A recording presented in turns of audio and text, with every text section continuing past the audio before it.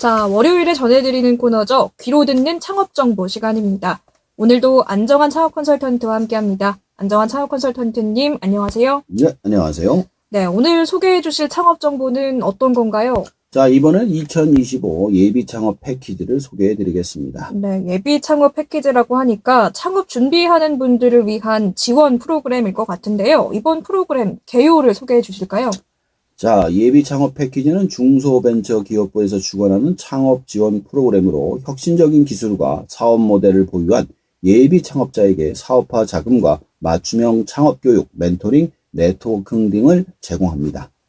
네, 요즘 이 예비 창업자를 위한 지원책이 굉장히 많은 것 같습니다. 지금 원주에서도 혁신도시의 청년 창업자 유입을 위해서 예비 창업자 지원 프로그램이 진행 중인 걸로 알고 있거든요.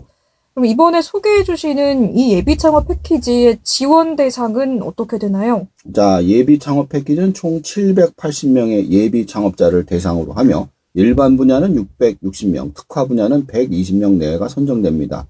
공고일 기준 2025년 2월 17일 사업자 등록이나 법인 설립을 하지 않은 예비 창업자라면 지원 대상에 포함됩니다. 단 단순 카페 운영이나 도소매업 같은 일반 서비스업은 지원 대상에서 제외되며 혁신적인 기술이나 독창적인 사업 모델을 가진 창업자에게 중점을 두고 있습니다.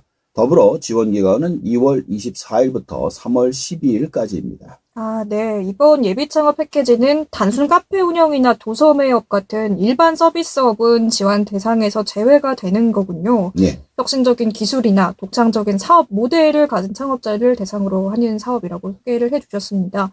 지원 절차는 어떻게 되나요? 자, 지원 절차는 온라인 접수부터 시작해 서류 평가, 인큐베이팅, 그다음에 발표 평가로 구성되어 있습니다. 작년에 한 창업자는 인공지능 기반 번역 서비스 사업 계획서를 제출해서 서류 평가와 발표 평가를 모두 통과, 최종 지원을 받아 사업을 성공적으로 시작한 사례가 있습니다. 네, 서류부터 시작해서 발표 평가까지 꽤 긴 과정인 것 같은데요. 지원금의 지원 규모도 어떻게 될지 궁금하고 또 어떤 방식으로 지급이 되는지도 소개를 해주시죠. 자, 지원금은 초기 사업화 준비를 위한 1단계와 중간 평가 후 추가 지원을 받는 2단계로 나눕니다. 1단계에선 BM 구차와 MVP 제작에 필요한 자금을, 2단계에선 사업 진행 상황에 따라 추가 자금을 지원합니다. 실제로 한 스타트업은 초기 2천만 원을 지원금을 바탕으로 시제품을 완성한 후 3천만 원의 추가 지원을 받아 본격적으로 시장에 진입하는 데 성공했습니다. 네, 이제 시장을 진입하는데 지원금의 도움을 받을 수 있는 건데요. 예비 창업인들이 여기서 받은 지원금을 어떤 항목에 좀 활용을 할 수 있을까요? 자, 지원금은 시제품 제작, 특허 및 지식재산권 출원, 마케팅, 외주용역, 기계 및 설비 구매, 인건비, 교육 훈련비 등 다양한 사업화 비용에 사용될 수 있습니다. 예비 창업자 중에서는 제품 개발과 마케팅의 지원금을 활용해서 투자자들의 관심을 이끌어서 성공적인 투자 유출을 이끌어낸 사례도 있었습니다. 그렇군요. 지원금도 다양하게 활용을 할 수가 있고 또 지원 절차도 서류부터 발표까지 꽤 깁니다. 선정되기 위해서는 경쟁률이 치열하지 않을까 생각이 드는데 평가 기준은 어떻게 되나요? 자, 평가 기준은 창업 아이템의 문제인식, 실현 가능성, 차별화 전략, 성장 잠재력, 네. 그리고 팀 구성원의 역량 등 다각적인 요소를 종합적으로 고려합니다. 예를 들어 AI 기반 헬스케어 솔루션을 개발한 팀이 있었어요. 이 팀은 시장 필요성과 구체적인 실행 계획 덕분에 높은 점수를 받아서 선정된 사례가 있었습니다. 그렇군요. 이번도 이 프로그램을 주최하는 곳이 중소벤처기업부인데요. 이 중소벤처기업부가 어떤 역할을 하는 거라고 볼 수 있을까요? 그러니까 선정된 창업자에게 맞춤형 창업교육, 멘토링, 네트워킹, 판로 지원 등 전반적인 사업화 지원을 담당합니다. 각 기관이 자사의 전문 분야를 살린 프로그램을 제공하고 실제로 한 대학 주관 기관은 창업자와 투자자를 연결하는 네트워킹 행사를 개최해서 많은 성공 사례를 창출한 바가 있습니다. 네, 이번 프로그램에 선정이 된다면 제일 중요한 이 지원금 외에 또 어떤 서비스 혜택을 활용해 볼 수 있을까요? 자, 예비 창업자가 일단은 창업을 한 다음에 가장 먼저 맞닥뜨리는 게 법률입니다. 왜냐하면 남이 이미 벌써 만들어 놨으면 안 되거든요. 네. 그래서 자금 지원뿐 아니라 법률, 회계, 세무 컨설팅과 같은 후속 지원 서비스가 제공됩니다. 이외에도 정부에서 연계한 각종 창업 박람회, 투자 설명회, 기술 지원 프로그램 등이 마련되어 있어서 초기 창업에 필요한 전반적인 도움을 받을 수 있습니다. 네, 또 이번 이 예비 창업 패키지는 일반인을 대상으로 하는 일반 분야와 특화 분야 두 가지로 나누어져 있다고요. 특화 분야는 어떤 건가요? 그러니까 일반 분야는 아까 지금 말씀드린 것처럼 각종 기술을 가지고 하는 거예요. 근데 이게 보통 남자들이 많이 하잖아요. 그러다 보니까 일반 분야 외에 여성 창업자, 그다음에 소셜 벤처, 사회적 기업을 한다든가 사내 벤처, 그러니까 회사 안에 있는 벤처 회사 등 특화 분야에 맞춘 지원 프로그램을 따로 운영합니다. 예를 들어 여성 창업자가 제안한 IT 솔루션은 기존의 틀을 깨는 독창적인 아이디어로 평가받아 특별 지원이 된 게 있고요. 제가 기억에 예전에 그 접는 그 태양열판을 개발한 여성 창업자가 있는데 나이가 20대 초반이었어요. 근데 이게 불가능하잖아요. 20대 초반에 그런 걸 만드는 게. 네. 그래서 알고 보니 그 전에 아버지가 개발을 했던 거를 들고 나와가지고 개발을 해서 이걸 인정을 받아가 선정된 사례도 있었습니다. 네, 이렇게 특화 분야가 따로 또 마련이 됐다고 하니까 여성이나 뭐 소셜 벤처, 사내 벤처 등 해당하는 사례가 있다면 특화 분야로 지원을 해보는 것도 전략이 될 것 같습니다. 또 이 지원을 할 때 사업 계획서를 작성해야 되는데 이 사업 계획서를 작성할 때 염두에 두면 좋을 점 어떤 것들이 있을까요? 그 사업 계획서 양식이 각 지원을 하는 프로그램마다 다 달라요. 그래서 거기 있는 사업 계획서 양식으로 꼭 작성을 하셔야 됩니다. 이 사업 계획서는 들어가 있는 게 대부분 아이템의 혁신성, 시장 조사, 경쟁 분석, 실행 전략, 리스크 관리 및 향후 확장 가능성을 구체적으로 기술해야 합니다. 그래서 상세한 시장 분석과 경쟁 우위를 명확하게 제시한 사업 계획서가 높은 평가를 받을 가능성이 높습니다. 네. 아이템의 혁신성이 또 중요하다고 말씀을 해주셨는데 기존에 있는 사업과 유사한 아이템도 지원을 할 수 있을까요? 예, 물론 가능합니다. 하늘 아래 새로운 게 없어요. 네. 다 남들이 만들어 놓은 걸 어떻게 섞어서 만드느냐. 요게 이제 새로운 개념이거든요.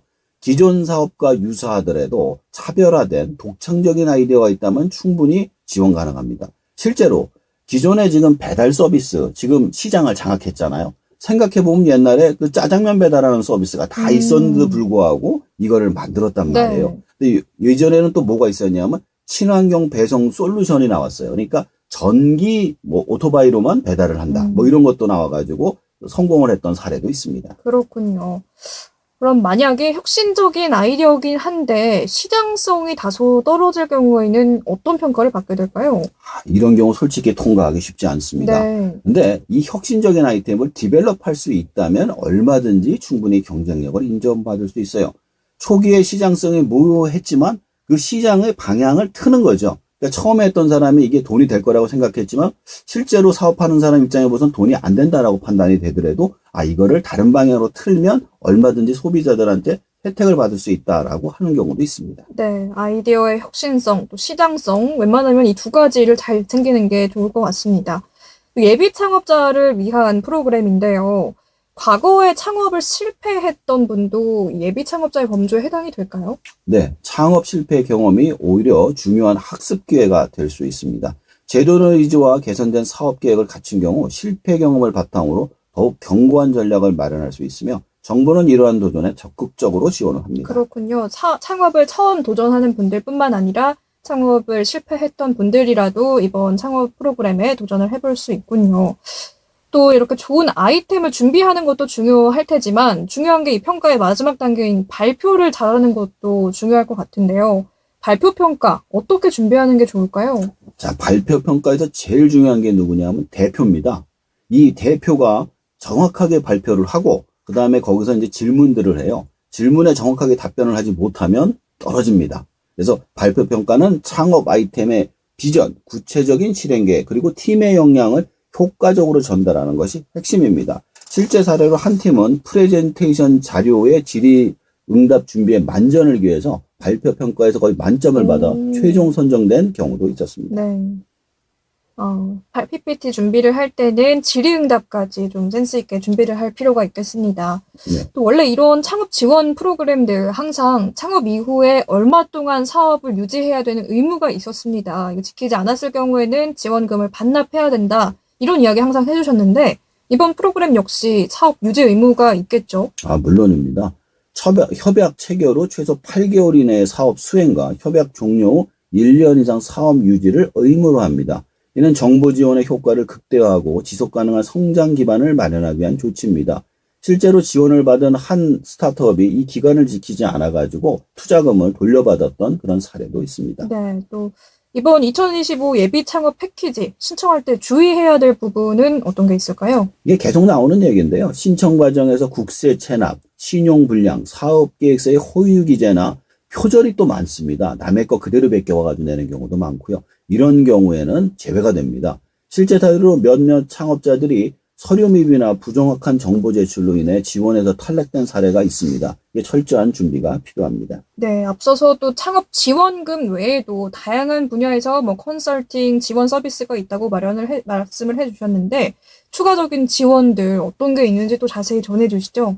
자, 예비 창업 패키지는 창업 초기 지원 이후에도 후속 지원 사업과 연계돼서 추가 자금 지원과 멘토링, 네트워킹 등 다양한 프로그램을 통해 창업 성공 후 지속적인 성장을 도모할 수 있도록 도와줍니다. 네, 또 투자에 연결돼서 성공하는 것까지가 중요할 텐데 투자 유치 기회도 있다고요? 그렇습니다. 이게 정부 지원 사업에 선정되면은 주관기관과 정부는 투자자와의 만남, IR 교육, 네트워킹 행사 등 다양한 프로그램을 통해 추가 투자 유치를 지원합니다.